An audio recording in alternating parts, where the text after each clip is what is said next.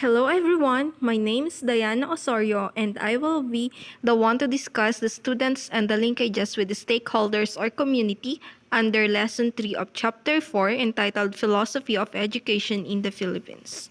But first, let us focus with the students. Before we go further with the discussion, it is essential for us to understand the meaning of the students. So, what is a student? According to dictionary.com, a student is a person formally engaged in learning, especially one enrolled in a school or college.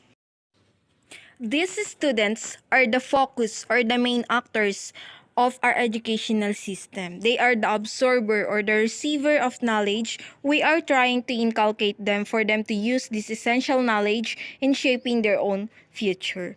Now let us proceed to Education Act of 1982. Batas Pambansa bilang 232, also known as the Education Act of 1982. Section 3 states that the state shall promote the right of every individual to relevant quality education regardless of sex, age, creed, socioeconomic status, physical and mental conditions, racial or ethnic origin, political and other affiliation. The state shall therefore promote and maintain equality to access to education as well as the benefits of education by all its citizens. The main point of Section 3 of this Act is the equal access to education of every Filipino citizen. If we were to trace our historical background in education, only male were allowed to enroll in school. But thankfully, with the help of this Act, the right to education is both enjoyed by male and female. To fully support this national law, last 2010, Senator Benigno Aquino III expressed his desire to implement the K-12 basic education program to increase the number of years of compulsory education to 13 years. This program reaped a lot of criticism, even protests, arguing that this new curriculum will make the life of the poor Filipino even more miserable. According to Aquino, this will give everyone an equal chance to succeed and have quality education and profitable jobs. After further consultation and studies, the government under President Aquino formally adopted the K-6, 4, and 2 basic education system. 1 year of kindergarten, 6 years of primary education, 4 years of junior high school, and 2 years of senior high school. Filipino learners of today under the K-12 program undergo kindergarten and 12 years of basic education to provide sufficient time for mastery of concepts and skills, develop lifelong learners, and prepare graduates for tertiary education, middle-level skills development, employment, and entrepreneurship. Before the adaptation of K-12 program, our professionals here in the country is considered as not well equipped with proper skills as compared to the professionals abroad. That's why our professionals need to study again abroad in order to be called professional. The K-12 program provides these skills in order to promote quality education in the country, and this will be the stepping stone of every Filipino learners to be a globally competitive learner and citizen. Aside from this program, the Philippine government recognized the existence of ALS as an alternative way to access education. Alternative Learning System for Out-of-School Youth. When we say out-of-school youth, it simply means that those people who do not attend formal learning institution but willing to learn. ALS is the best option for them. So what is ALS? It is a parallel learning system in the Philippines that provides a practical option to the existing formal instruction. When one does not have or cannot access formal education in schools, ALS is an alternate or substitute. ALS includes both the non-formal and informal sources of knowledge and skills. Who can enjoy this type of educational system in the Philippines? The alternative learning system in the Philippines caters to the needs of the following: elementary and secondary school dropouts, learners that are older than the normal age for a specific grade level. This may be a 12-year-old in grade 4. Unemployed adults that haven't finished their education degree, indigenous people, people with disabilities, or the mentally challenged, and inmates. Although similarly to the formal teaching institutions, there will be a diagnostic test for everyone that will participate in order to determine the level they are at in terms of the skills needed per grade level. If there are people that do not have the basic skills such as reading and writing, there will be an additional program that will help them first learn the basics before taking the diagnostic test. Alternative learning system is basically a second chance to develop the human capital of out-of-school youth and adults. This is another opportunity for those people who did not go or finish the formal schooling. If we remember the Section 3 of the Education Act of 1982, the right to education is enjoyed by every Filipino citizen, including the indigenous people. The Philippines is home of around 110 indigenous people communities. While varying in ways of life and cultural heritage, they share similar experiences of discrimination and marginalization. That's why, in 1997, Philippine government passed the Indigenous Peoples Act or Republic Act 8371 that recognizes and protects the rights of indigenous communities. This law empower our indigenous learners, and this will help the learners to enjoy education without discrimination. The various forms of interventions done by IPAs. The first form is the basic literacy.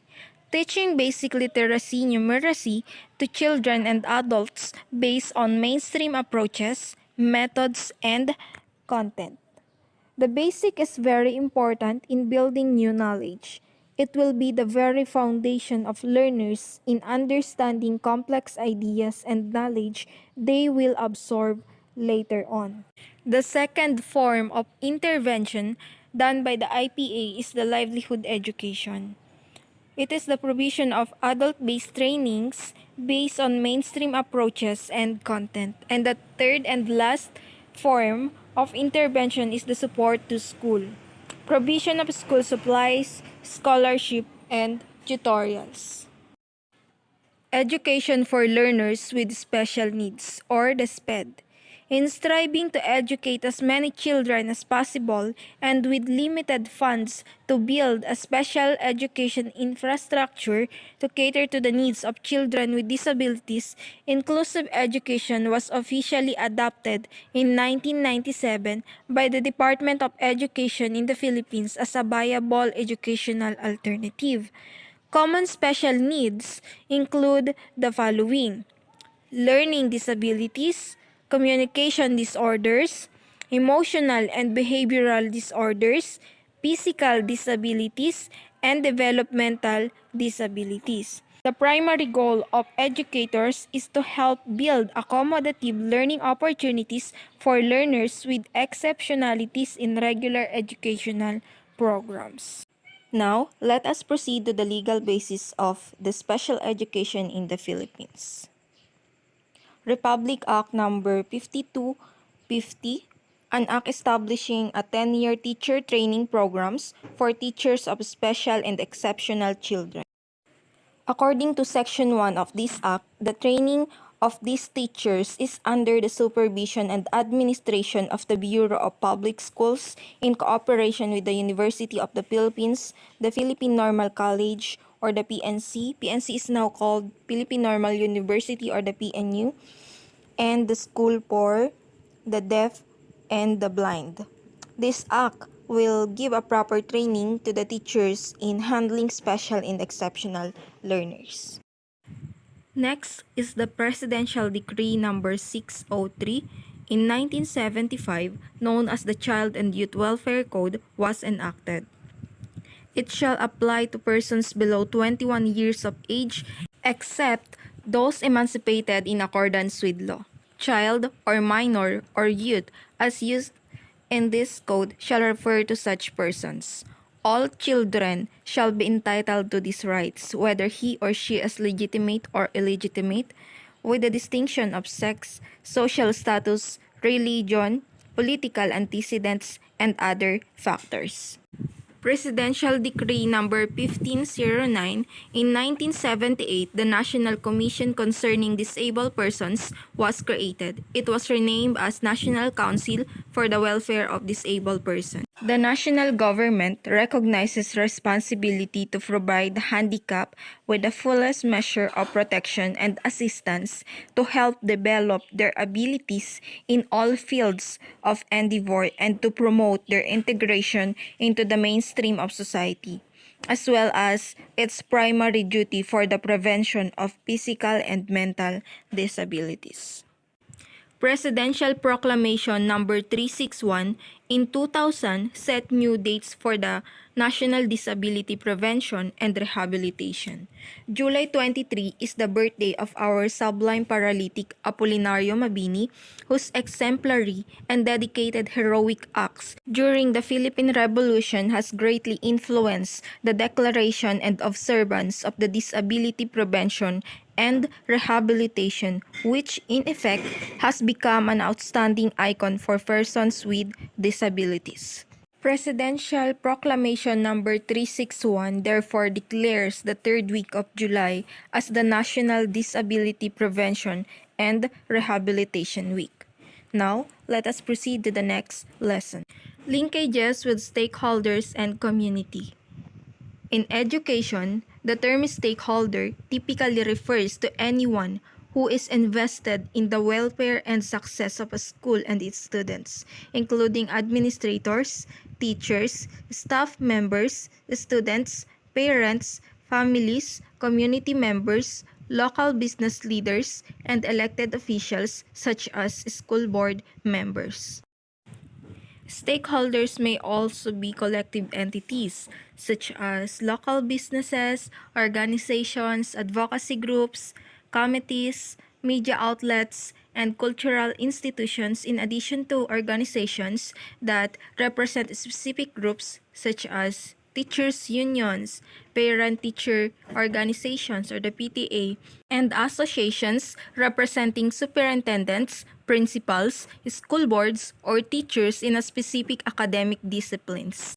In a word, stakeholders have a stake in the school and its students, meaning that they have personal, professional, civic, or financial interest or concern.